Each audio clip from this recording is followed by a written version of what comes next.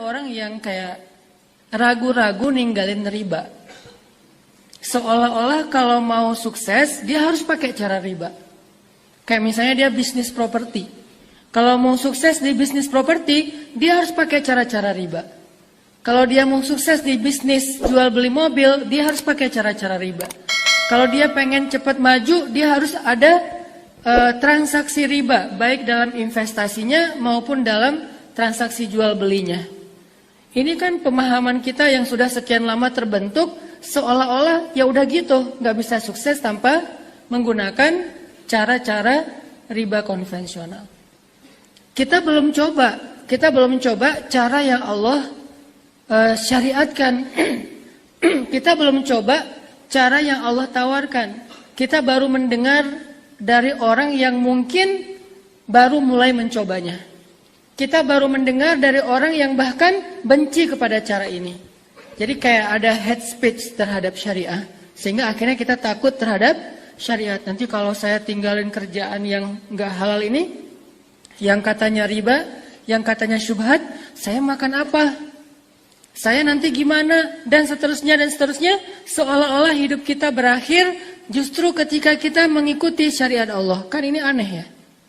Seolah-olah kalau kita putusin gara-gara menghindari dari hubungan yang tidak halal, terus kita jadi terkatung-katung gitu.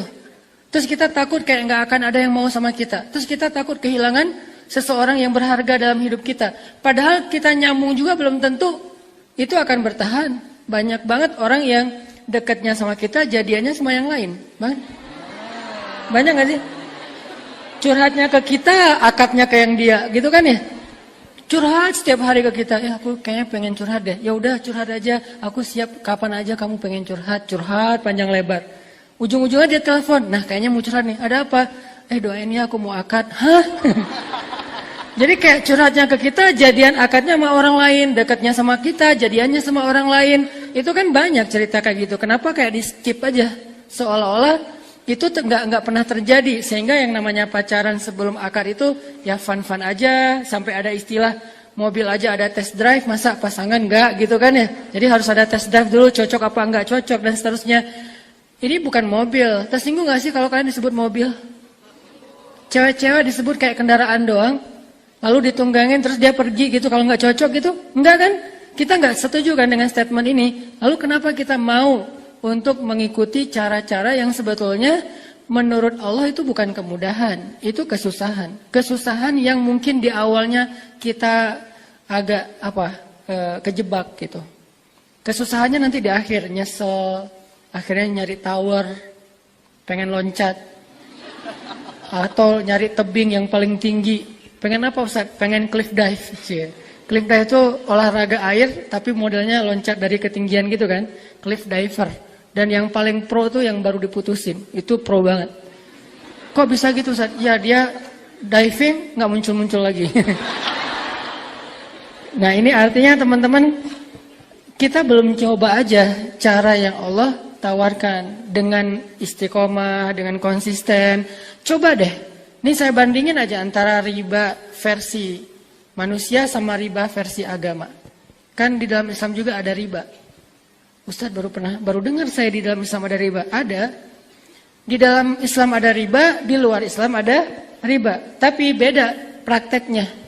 Kalau riba yang nggak boleh, yang di luar Islam, itu yang kita udah ngerti lah. Transaksi riba itu kan banyak banget ya modelnya, variannya kayak gitu-gitu. Sekarang kita lihat riba versi Islam. Yang mana sih riba versi Islam dan lebih bagus? Sedekah.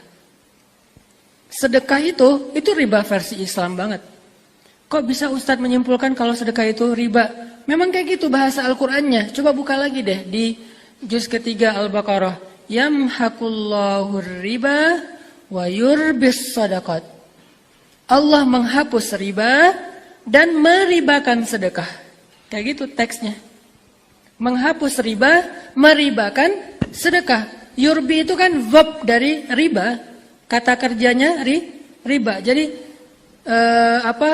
Allah menghapus praktek riba versi manusia, tapi Allah juga punya sistem riba versi agama, yaitu sedekah. Kenapa kok sedekah diistilahkan dengan riba di ayat itu? Apakah ini maksudnya riba halal? Bukan. Maksudnya Allah lagi bicara ke orang yang senang riba. Allah lagi bicara ke orang yang suka pakai sistem riba untuk melipat gandakan harta. Kan arti riba itu melipat gandakan kan? Arti riba. Jadi kalau kita minjemin uang ke teman kita, terus dibalikin dengan tambahan, berarti kita sudah melipat gandakan. Itu namanya riba. Kita minjemin uang ke teman kita, terus baliknya misalnya dengan barang yang berbeda tapi lebih mahal dari yang kita kasih, itu namanya sudah melipat gandakan. Nah ini dihapus, tapi ternyata sistem ini dipakai dalam agama yang berbentuk sedekah. Produknya namanya sodakoh.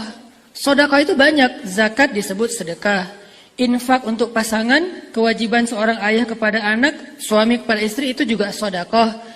Kemudian berinfak untuk dakwah atau jihad fisabilillah itu juga sodakoh. Istilah sodakoh itu istilah umum. Nanti kalau di breakdown ada zakat, ada wakaf, ada nafkah, ada sodakoh itu sendiri juga dan macam-macam lah. Nah artinya Allah mengatakan yamhaqullahu riba. Allah menghapus riba. Udahlah, nggak usah pakai cara riba. Terus gimana cara kita biar kaya, Ustadz? Gimana cara kita bisa melipat gandakan harta ya Allah? Gimana caranya biar bisa kita nyimpen terus baliknya lebih gede? Kayak misalnya ada sistem deposito yang konvensional, kita taruh uang di situ nanti dia bakal berkembang sendiri gitu kan? Walaupun sebetulnya itu masih agak fluktuatif dan kadang-kadang fluktuatifnya itu tergantung apa istilahnya? Kalau uang jadi berkurang nilainya apa? Inflasi. Inflasi. Pelajaran IPS. Dia tergantung dengan inflasi gitu kan. Jadi kalau misalnya kita sekarang misalnya dapat sekian ratus ribu atau sekian juta dalam sebulan, terus kita investasi di situ, angka uang investasi kita mungkin 5 tahun lagi kena inflasi udah nilainya udah di bawah itu kan. Walaupun kita udah untung setiap bulannya, pas diakumulasi masih lebih rendah daripada angka inflasi. Itu satu. Kedua, harusnya kalau kita berpikir lebih perhitungan lagi nih, kalau kita mau lebih detail lagi, rugi banget naruh uang segitu, untungnya segitu doang.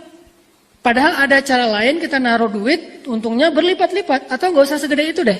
Misalnya teman-teman nyimpan uang untuk yang kerasa gitu ya, yang kerasa depositonya kan 1M, baru kerasa kan. Kalau di bawah 100 juta mah mungkin untuk beli bakso atau apa. Jadi plus riba dan dosa setiap bulan.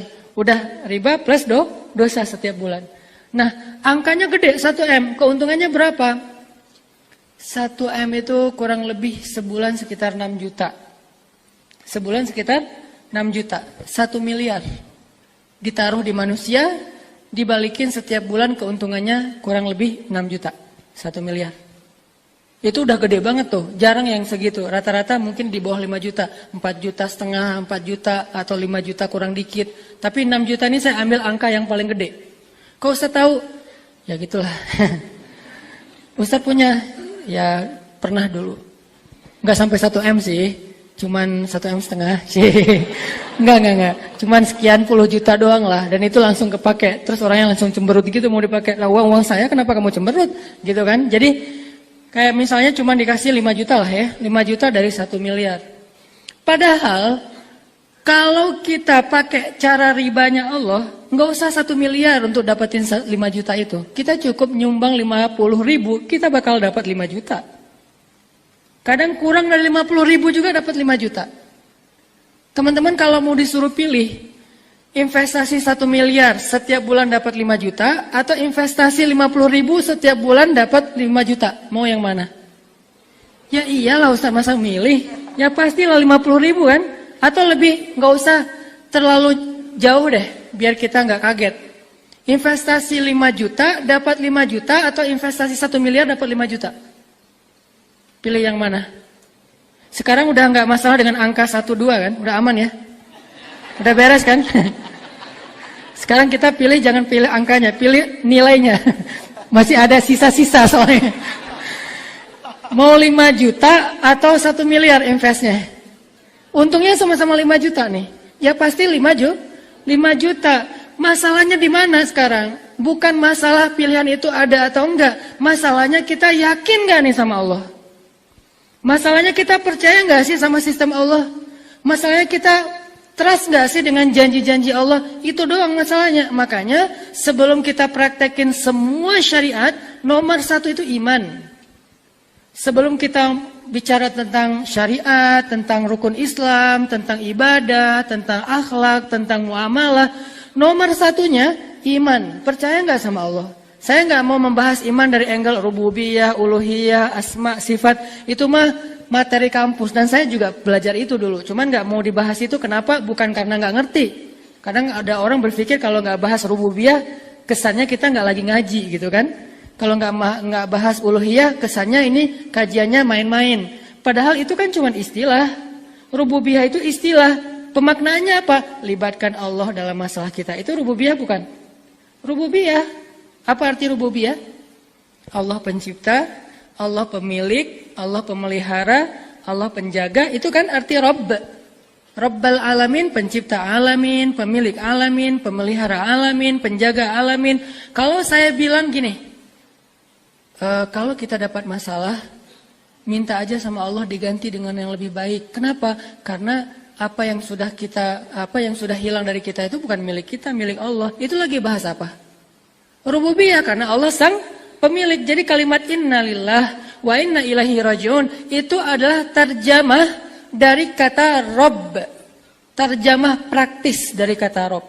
Ada orang yang ngerti istilah rububiyah, tapi begitu ada musibah, dia nggak pakai teori rububiyahnya di dalam menyikapi musibah. Harusnya kayak misalnya yang saya sering cerita tuh. Saya kehilangan motor Vario 19 juta, baru beli 3 bulan, langsung Allahumma ajurni fi musibati wa khluf li khairam minha. Ya Allah, saya lagi dapat musibah nih, kasih dong pahala dalam musibah saya dan beri saya ganti yang lebih baik. Ini namanya rububiyah, mengembalikan kepada Allah. Dan saya percaya banget kalau udah minta ke Allah dalam musibah itu kan Nabi sendiri yang menjanjikan. Karena kata Nabi, ya Abu Salamah, Nabi ngajarin doa kepada Abu Salamah. Wahai Abu Salamah, kalau kamu dapat musibah, bacalah doa ini. Dan demi Allah, kamu tidak akan merugi karena Allah pasti akan mengganti musibahmu dengan yang lebih baik. Abu Salamah pulang ke rumah, ngajarin doa ini kepada istrinya, Ummu Salamah. Lalu ketika Abu Salamah meninggal, itu kan musibah kan ya buat seorang perempuan. Dan tidak ada musibah yang lebih besar bagi seorang cewek daripada ditinggalkan suaminya wafat. Sehingga sampai ada hadis, tidak boleh seorang perempuan berkabung lebih daripada 3 hari kecuali atas kematian suaminya. Itu boleh lebih dari 3 hari. Kalau yang lain, ibu, ayah, gak boleh lebih dari 3 hari. Dia udah harus mulai aktivitas lagi, walaupun tetap sedih, cuman gak ada dalam rangka berkabung. Kalau suaminya boleh 3 hari lebih. Kenapa?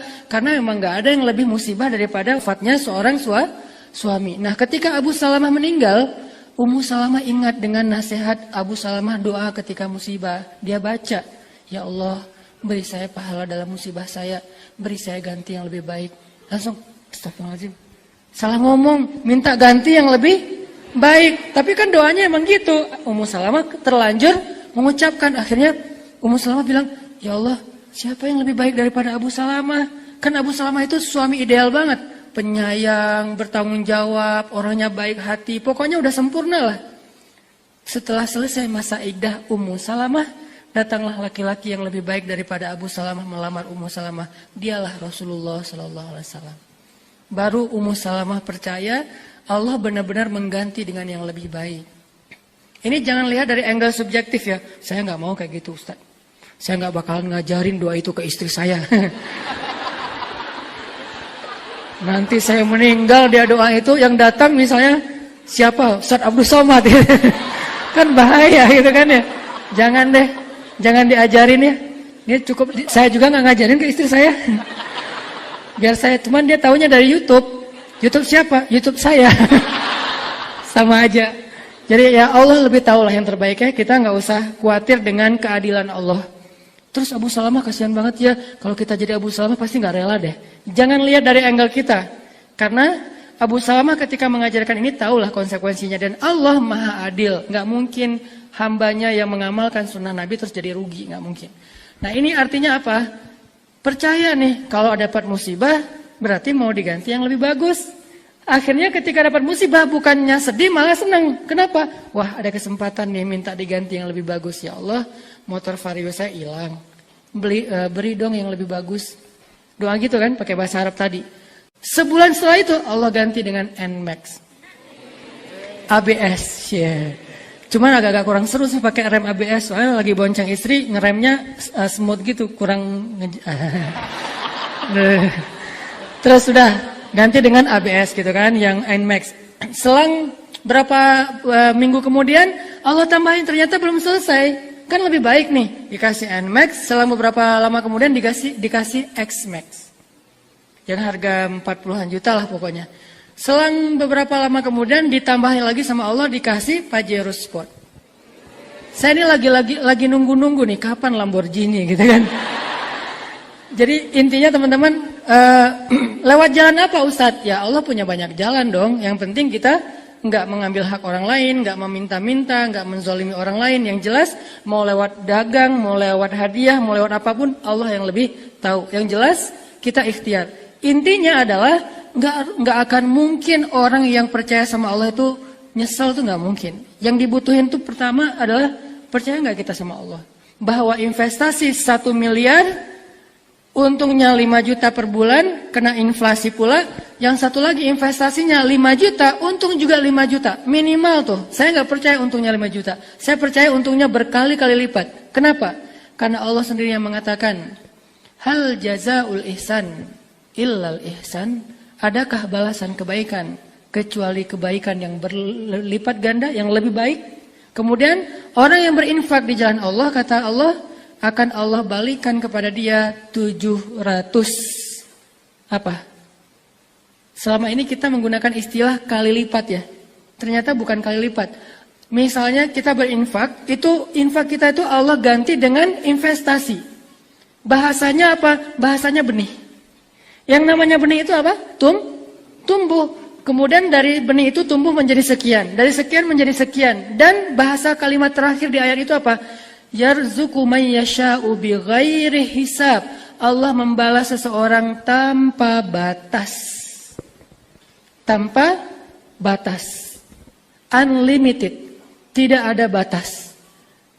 Berarti kita kalau misalnya mau dapat lebih daripada 5 juta, kita mending sedekah aja Ustaz. Ya, untuk dapat 5 juta itu nggak perlu sedekah 1 miliar. Sedekah 50.000 juga dapat 5 juta. Caranya gimana Ustadz? Saya udah coba 50.000 tapi nggak balik tuh 5 juta. Nah, ntar dulu. Kita perlu mengkonversikan 5 juta versi sedekah. 5 juta yang dari riba, uangnya berbentuk cash atau berbentuk saldo di rekening. Lebih sering saldo atau cash? Saldo di rekening dong. Kalau kita invest misalnya deposito, masuknya dalam bentuk apa? Saldo di rekening kan? Begitu juga dengan Allah. Allah kalau misalnya kita investasi dengan ribanya Allah yaitu sedekah, itu akan bertambah saldo di rekening kita. Sama dengan itu, nggak ada bedanya.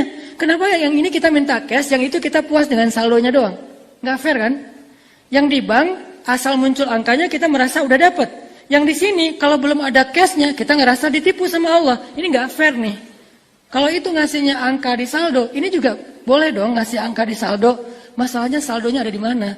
Saldonya disimpan di sebuah buku yang terjaga, namanya Lauhul Mahfuz. Namanya Lauhul Mahfuz. Lembaran, lauh itu artinya lembaran. Lauh jamaknya alwah. Lembaran yang mahfuz, yang terjaga, tersimpan. Nggak ada yang boleh nambah kurangin angkanya. Nggak ada yang boleh coret-coret. Nggak ada yang bisa nge-crack atau nge-hack. Benar-benar mahfuz, terjaga. Wah, tapi kan nggak bisa dipakai. Bisa, sama dengan saldo di rekening bank kita. Kalau kita pengen pakai, tinggal gesek. Kalau kita pengen pakai, tinggal apa misalnya? Tinggal transfer online banking kayak gitu. Nah, yang ini gimana caranya? Lebih gampang lagi. Kita nggak perlu bawa kartu kemana-mana. Yang kemudian nanti tiba-tiba kartu kita gara-gara sering dekat dengan handphone jadi nggak berfungsi lagi. Atau pas digesek ternyata udah banyak baret-baret. Dimainin sama anak, digigit sama bayi. Akhirnya kebanyakan gigitan akhirnya nggak berfungsi lagi gitu kan. Susah ngejaga kartunya. Kalau ini nggak perlu pakai kartu. Terus cara ngecairinnya gimana?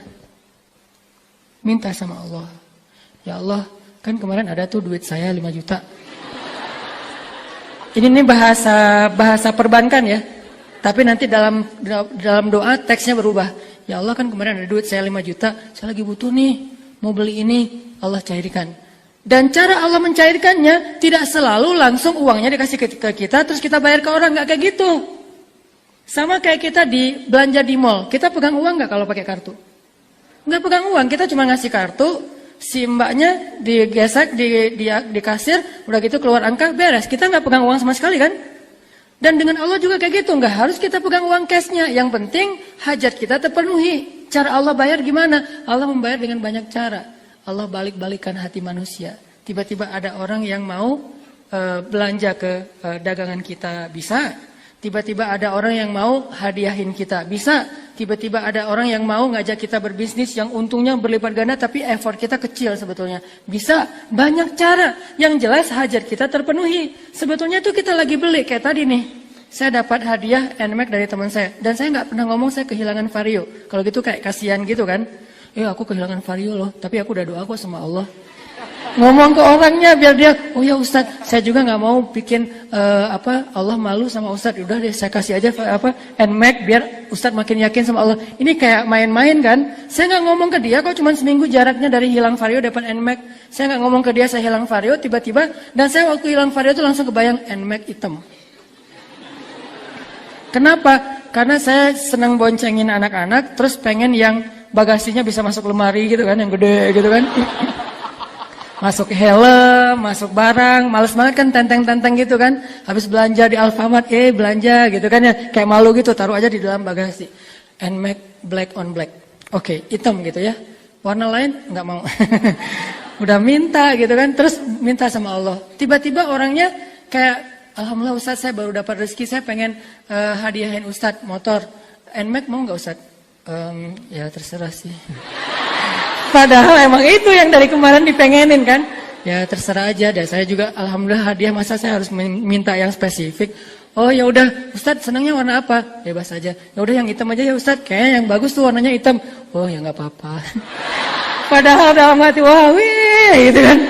Nah itulah Allah ya. Jadi maksudnya duit saya tuh nggak saya ambil secara cash, tapi Allah langsung bayarin kepada orang itu dalam bahasa Allah.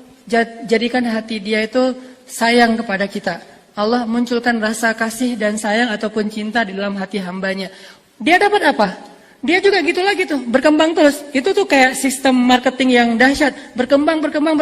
Dan dia nggak akan selesai. Dia ngasih ke kita, Allah ngasih lebih banyak lagi ke dia. Lewat siapa? Lewat orang lain.